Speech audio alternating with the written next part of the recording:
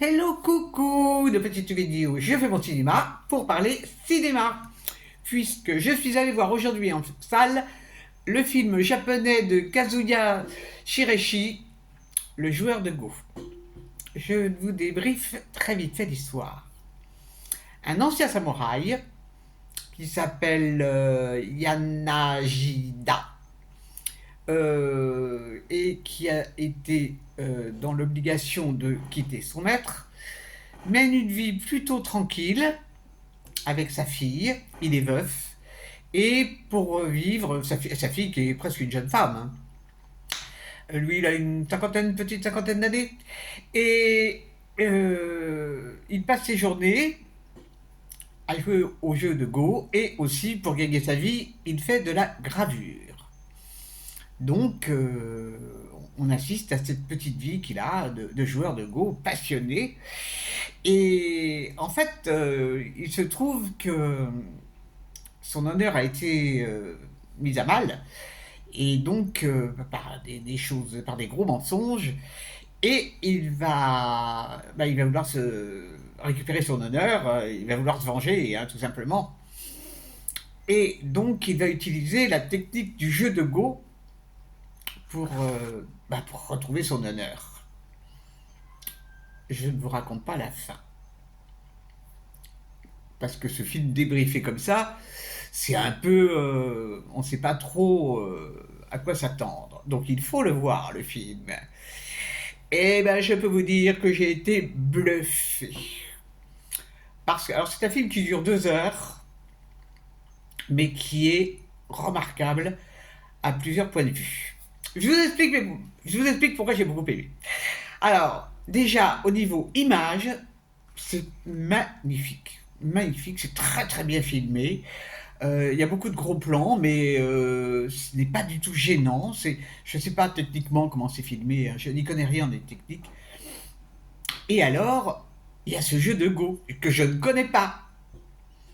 Et malgré tout, ben, j'ai été complètement scotché par les parties. C'est marrant parce qu'il y avait eu une série comme ça que j'avais vue où il était question d'échecs, où pareil, je ne sais pas jouer aux échecs, et j'avais été scotché alors que je n'y connais rien.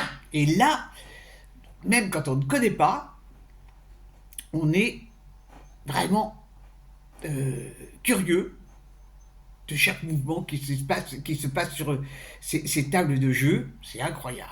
C'est incroyable, incroyable. Alors, il y a aussi la partie. Le film, il est en deux parties, en fait. La première partie où on fait connaissance, hein, on ne sait pas trop qui il est, et puis la deuxième partie où là, il va sérieusement s'occuper de se venger. Ça se passe au siècle des samouraïs, hein. Et là, ça devient quelque chose. Il y a de l'action. C'est dur, hein. Ouf. Il y a des scènes de bagarre incroyables. Et tout ça, eh ben, c'est vraiment, ça, c'est curieux, voilà, c'est en couleur, mais ça m'a rappelé les vieux films japonais de Kurosawa. L'ambiance. Et il y a un autre truc qui m'a étonné, c'est au niveau musique. Le réalisateur a utilisé une musique contemporaine qui ne tient pas trop de place, mais ça fait un décalage entre l'époque où le film est censé se passer et la musique. Mais ça choque pas, ça choque pas du tout. Donc, il y a le rôle de sa fille, à un moment, bon, je ne veux pas trop spoiler non plus, bien sûr, mais sa fille va être l'objet aussi d'une espèce d'enjeu. Euh, c'est incroyable. Incroyable, incroyable. Alors, évidemment, il y a des costumes, évidemment, des costumes intéressants. Il y a un rapport à l'argent qui est extrêmement présent dans le film. Il est beaucoup, beaucoup question d'argent. Ça aussi, c'est intéressant. La valeur. Mais j'ai du mal à en parler tellement je viens de le voir, hein, je suis sorti de la salle il y a 1 heure. Je suis encore sous le truc, quoi.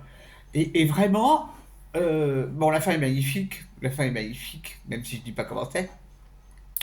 Et en sortant du cinéma, j'ai récupéré un petit papier. Et alors c'est rigolo parce qu'ils ont marqué derrière les 7 règles du Bushido. C'est-à-dire c'est le code d'honneur du samouraï. D'ailleurs il y a 7 phrases. Je les mettrai en note parce que c'est vraiment... C'est tout à fait ça. C'est tout à fait le film.